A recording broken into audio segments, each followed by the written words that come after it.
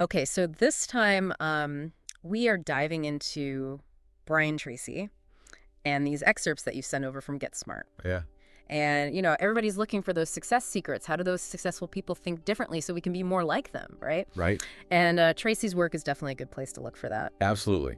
I think one of the things that I really appreciate about his work is how he really clearly connects like what might seem like just kind of simple shifts in thinking to really practical life outcomes. Yeah. Like, we talk about long-term thinking or Yeah. thinking long-term. Right. He really breaks it down as to why that's so important. Yeah, and he gives you those concrete examples like with the retirement crisis. Yeah. It's scary how many people are just living paycheck to paycheck and not even really able to think ahead. Yeah, and I think that's where that whole idea of time perspective comes in.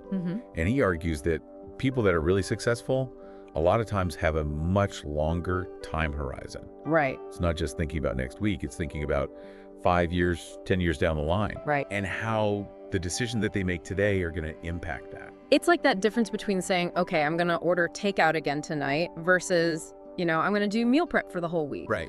One is instant gratification. The other one is like, I am investing in my well-being in the future. Exactly.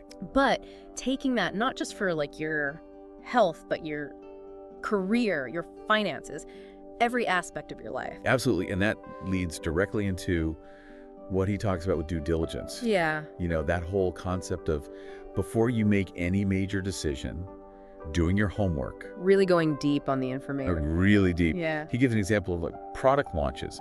He said something like 80% of product launches fail. Yeah. And it's like, because nobody actually wanted that thing.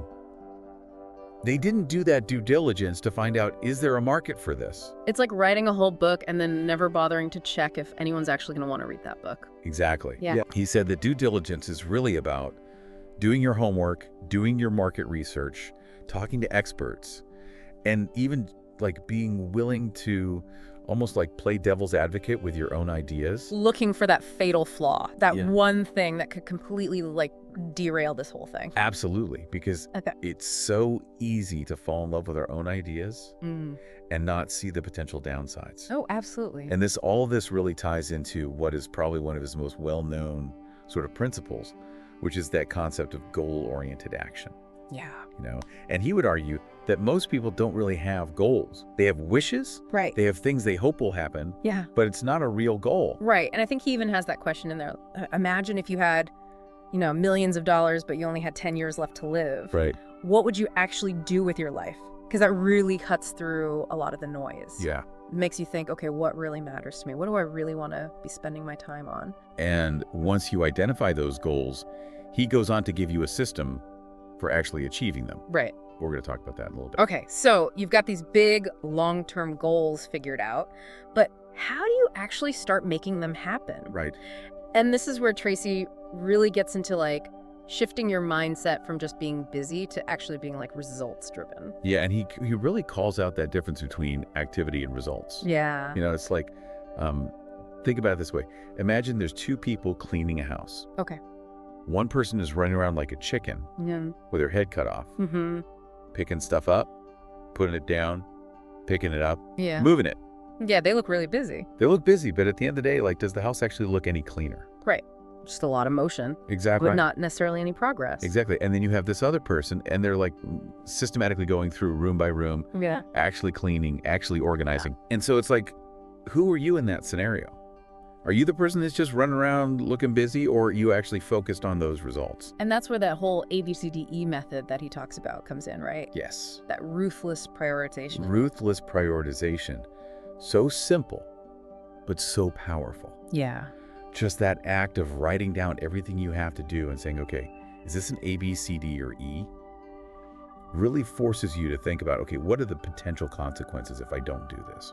Right. Is this something that absolutely has to happen today? Or is this something that, like, maybe if it magically disappears, nothing bad will happen? Exactly. And that's where I think he really ties in that productivity piece with mindset. Yeah. Because he talks about how a lot of times those negative emotions, whether it's worry or blame or, whatever it is, those are often rooted in a lack of clarity and control.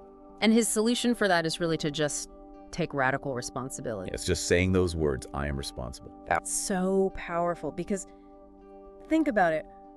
When you're blaming someone else or something else, you're essentially saying, I'm a victim of circumstance. Right? I have no power. I have no power.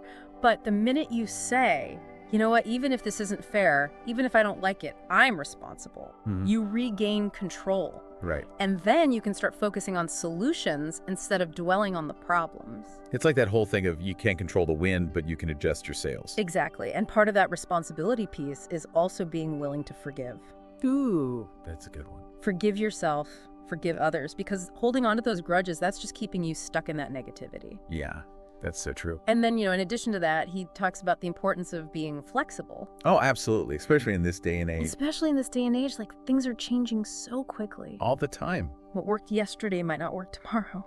And I love how he quotes Einstein with that, about how he gave the same exam 2 years in a row because he said the answers had changed. Yes. I love that. And so that's where that whole concept of zero-based thinking comes in. Right. It's that willingness to kind of hit the reset button on areas of your life that aren't working.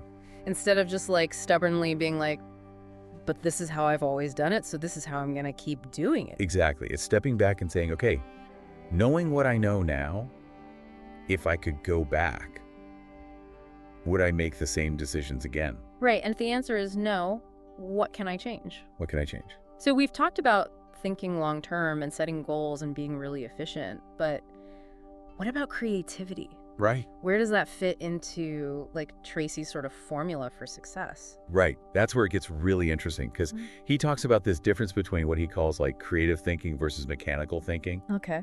And he says, a lot of people kind of approach every problem the same old way. They get stuck in a rut. Yeah.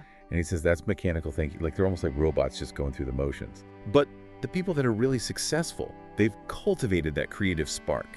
They're constantly looking for new solutions, challenging assumptions, coming up with, really innovative ideas. But isn't that something that you're kind of like born with or not? Some people are just naturally more creative, are they not? That's what's so cool about Tracy's approach is he doesn't buy that like you're either creative or you're not. Okay. He actually lays out a 9-step process for creative problem solving. Wow. And it's very systematic. So even geniuses have a method to their madness. Absolutely. He even uses Einstein as an example. Einstein famously said that if he had an hour to solve a problem, he would spend 59 minutes defining the problem and 1 minute solving it. Wow. Yeah, that really puts things into perspective. All right. It's not about just like rushing to find a solution. It's really understanding the problem. And that leads directly into what he talks about with entrepreneurial thinking. Okay. And it's not necessarily about like starting your own business. Okay. It's more about adopting that owner's mindset no matter what you're doing. So even if you're working for someone else, you can still think like an entrepreneur. Absolutely. It's about taking initiative. It's about being laser focused on providing value, whether that's to your customers or your boss or even your family. It's about constantly looking for ways to improve and being willing to challenge the status quo. He's really advocating for ownership, right? Not just like waiting for someone to tell you what to do, but to really figure out what needs to be done and then do it. And he has some really insightful questions, that he encourages people to ask themselves. Oh, like what? Like, what business are we really in? Or like, who is our ideal customer and what do they value most? Yeah. Just those questions to get you really thinking deeply about, okay, what are we offering here and how can we provide exceptional value? It's about finding that like area of excellence, right? What sets you apart. Exactly. And that's where he gets into some of this stuff about, the difference in mindsets between people that are financially successful versus those that struggle. Okay. He talks about rich thinking versus poor thinking. So what does it mean to think rich?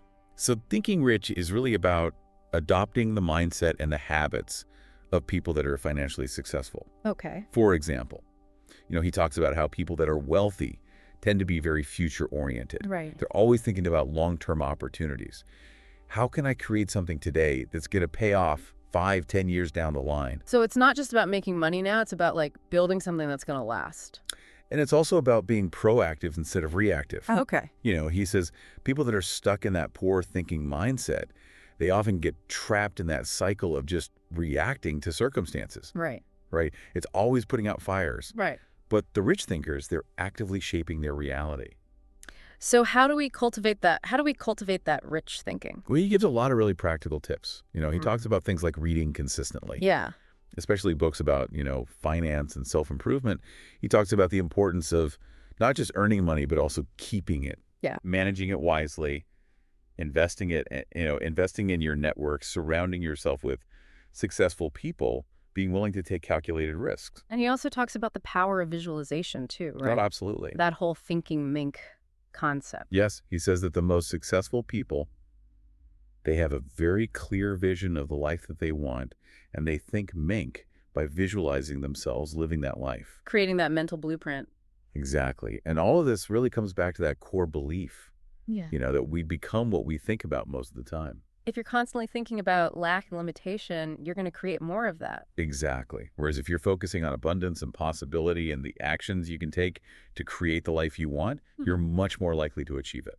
Well, that is definitely a powerful message to end on. What are you thinking about? What one action will you take today to start shifting your mindset and really creating the success that you desire? Let us know.